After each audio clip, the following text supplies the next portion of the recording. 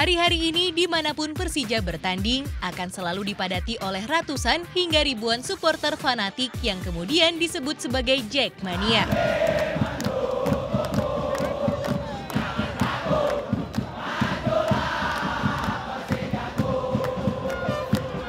Komunitas Jackmania bahkan kini sudah tersebar di 34 provinsi se-Indonesia. Jadi di pelosok wilayah manapun Persija bermain, akan ada selalu komunitas oranye mengawal skuad Macan Kemayoran bertanding.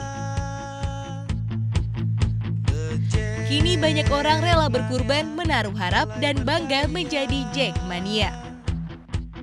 Jakarta, siap pesta pora. Hari ini kita bahagia. Jackmania lahir dari sebuah keprihatinan tepatnya 19 Desember 1997 di markas besarnya Stadion Lebak Bulus, Jakarta Selatan. Mulai bergaya. Jakarta. Jackmania lahir hanya 2 bulan usai Gubernur baru Jakarta saat itu Letnan Jenderal Sutioso yang dikenal gila bola resmi dilantik 6 Oktober 1997.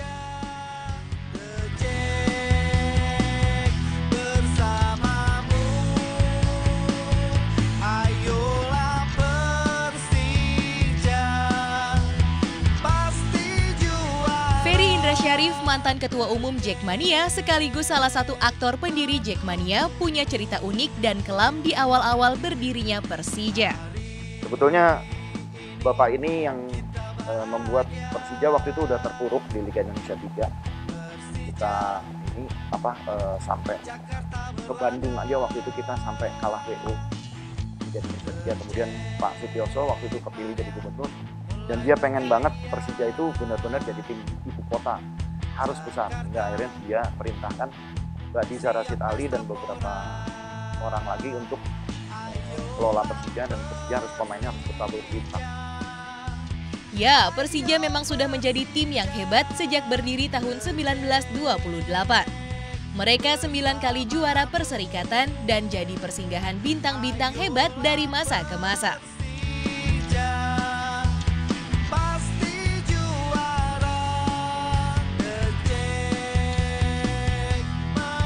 Namun tahukah Anda, hingga tahun 1997 Persija adalah tim yang tak punya supporter.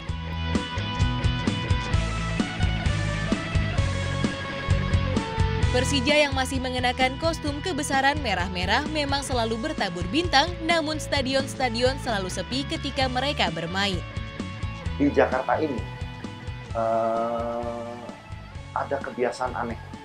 Jadi misalnya ada tim daerah nih, misalnya tim X datang ke Jakarta masuk final. Dia kalau ngerahin supporter dari daerah terlalu mahal. Akhirnya dia ajak di Jakarta, kira-kira kampung mana yang bisa diajak. Dia kasih kaos, dia bayar, dia sediain makan, dia sediain transport, bis. Dia tarik, masa nonton. Semua begitu. Akhirnya ketika kita mencoba menarik mereka untuk nonton Persija, mereka tanya, kita dapat apa? Awalnya begitu, tapi kita selalu bilang, kita dapat apa orang kita. Kalau kamu suka, ya silakan nonton. Ayo kita dukung. Kalau yang namanya supporter itu harus keluar duit. Dari situ pelan-pelan akhirnya sampai jadi fanatik ya. Karena kalau mendidik orang untuk dibayar itu nggak ada timbul fanatisme, nggak ada. Melihat situasi ini, akhirnya Sutioso memerintahkan anak-anak muda di Jakarta untuk menggagas berdirinya komunitas supporter Persija yang kemudian diberi nama Jackmania. 19 Desember 1997. Awalnya kita datang nggak berhasil, minggu berikutnya nggak berhasil. Akhirnya kita coba kumpulin, termasuk Dukun Gondrong kita ajak. Dukun Gondrong kita ajak bersama teman-teman dari Perbanas, adiknya Senat Kota Barat. Akhirnya terbentuklah di Kuningan waktu itu, karena Persija mesnya di Kuningan. Sejak saat itu, Ferry yang akhirnya menggantikan Gugun Gondrong terus mengembangkan komunitas Jackmania di Jakarta. Hari ini kita bahagia. Warna oranye kemudian jadi warna identitas Jackmania dan jadi kostum kebesaran Persija.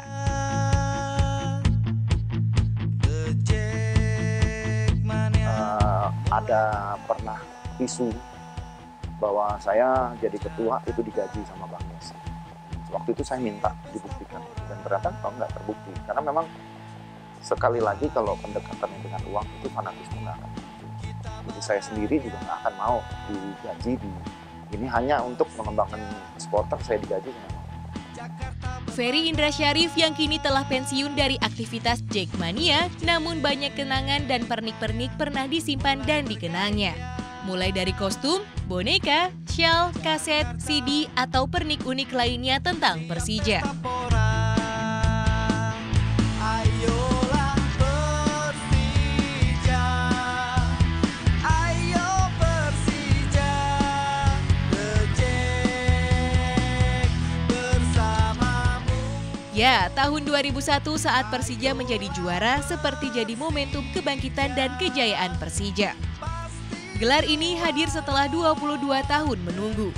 Dan tahun itu Persija sudah menjelma menjadi tim yang memiliki supporter fanatik yang meluas. Sebetulnya awal ngedirin kita nggak kebayang kalau Jackmania itu akan sampai seluruh Indonesia ada. Tiap kali kita kunjungan ke daerah, saya selalu ketemu sama teman-teman di daerah yang cinta Persija. Nah, saya kasih motivasi ke mereka, kalau Persija datang, ayo deh kamu datang ke sini kumpulin, nanti saya kenalin sama pemain. Lama-lama jadi makin banyak. Dan akhirnya agak di luar dugaan saya, pertumbuhannya saya julukinnya outsider ya, Jack outsider atau orange outsider gitu. Itu pertumbuhannya jauh lebih pesat mereka. Di periode waktu setelah juara tahun 2001 hingga 2007, Persija masih berada di papan atas dan menjadi tim elit. Karena solidnya hubungan antara pemain, manajemen, dan Jackmania.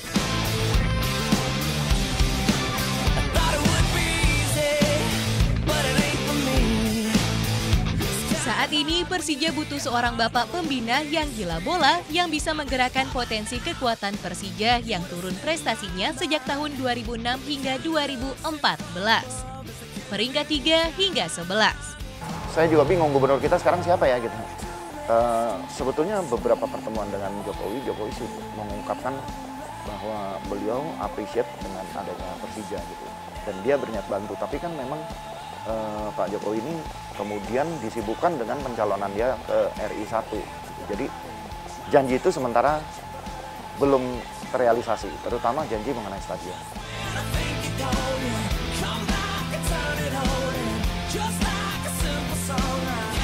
Ya, masalah yang kini dirasakan pemain dan supporter Persija berbeda seiring pergantian waktu. Tanpa subsidi dana APBD, klub harus mencari kreasi dan memutar otak. Sementara supporter juga aktif membantu mencarikan solusi.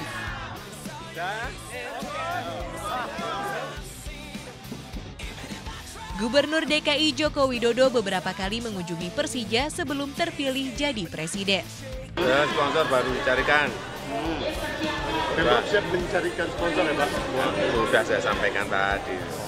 Situasi yang dihadapi manajemen mau tak mau berimbas pula pada supporter.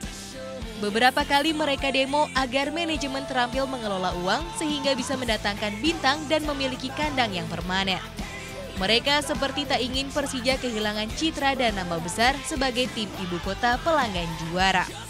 Di era Pak Ferry Paulus ini kita sudah tidak menjadi tim papan atas lagi. Kenapa? Karena bukan karena seorang Ferry Paulus, tapi karena ada aturan main yang berlaku di zamannya Pak Ferry Paulus, yaitu tidak boleh ada penggunaan APBD. Berarti dana Persija itu harus cari dari sponsor, dan ini hal yang baru. Berarti mau nggak mau manajemen Persija yang sekarang itu tantangannya lebih berat, karena harus cari dana lagi.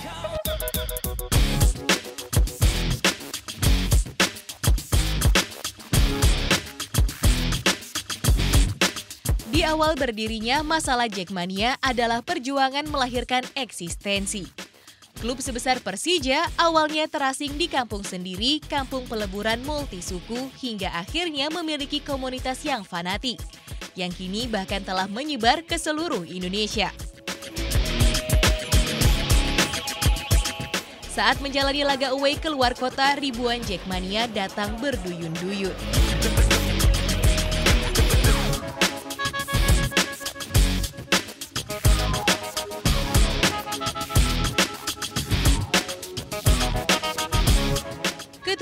Jackmania saat ini, Lariko Ranggamone mengaku salut dengan perjuangan Ferry Indrasyarif yang merintis jalan dan menghadapi masalah di awal-awal pembentukan Jackmania.